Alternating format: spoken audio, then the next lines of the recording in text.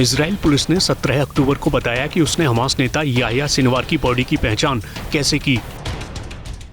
इस बारे में फॉरेंसिक यूनिट की पुलिस कमांडर का बयान सामने आया। उन्होंने कहा कि आईडीएफ की ओर से सिनवार की पहचान में मदद करने के लिए अनुरोध किया गया था। फिर इजराइल पुलिस के वॉलंटियर दंत चिकित्सकों ने मौके से सिनवार की दांतों की तस्वीरें हासिल की। इसके बाद इन तस्वीरों की तुलना पुराने रिकॉर्ड से की गई और इससे सिनवार की पहचान की पुष्टि हो गई।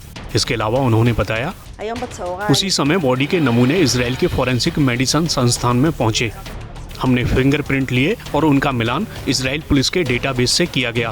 फॉरेंसिक मेडिसिन संस्थान ने एक डीएनए प्रोफाइल तैयार की और इसे इजराइल पुलिस के डीएनए डेटाबेस में भेजा गया। दोनों मामलों में सिनवार की प्रोफाइल मैच हो गई।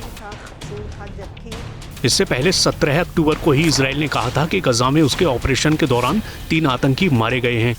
ये जानकारी देते हुए इजराइल ने कहा था कि वो इस बात की जांच कर रहा है कि क्या इन आतंकियों में से एक सिनवार भी था। बाद में इजराइल ने सिनवार की मौत की पुष्टि कर दी।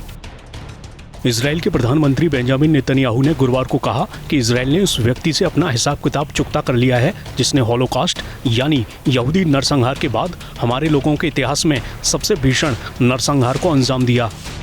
नेतन्याहू ने कहा कि हमास नेता सिनवार की हत्या गजा में बंधक बनाए गए लोगों को वापस लाने के लिए युद्ध में एक महत्वपूर्ण क्षण है। उन्होंने ये भी कहा कि जो कोई भी हथियार सौंप देगा और बंधकों की वापसी में सहायता करेगा उसे गजा से सुरक्षित रूप से जाने दिया जाएगा। सिनवार पिछले साल इजराइल पर हुए हमले का मुख्य साजिशकर्ता बताया जाता है, जिसके बाद हमास इजराइल के बीच भीषण जंग शुरू हुई। सिनवार इजराइल हमास युद्ध की शुरुआत से ही इजराइल की हिट लिस्ट में ऊपर था। सिनवार की मौत से हमास को बड़ा झटका लगा है। इस बीच अमेरिका के राष्ट्रपति जो बाइडेन ने कहा है कि सिनवार की मौत का दिन इजराइल, अमेरिका और दुनिया के लिए एक अच्छा दिन है।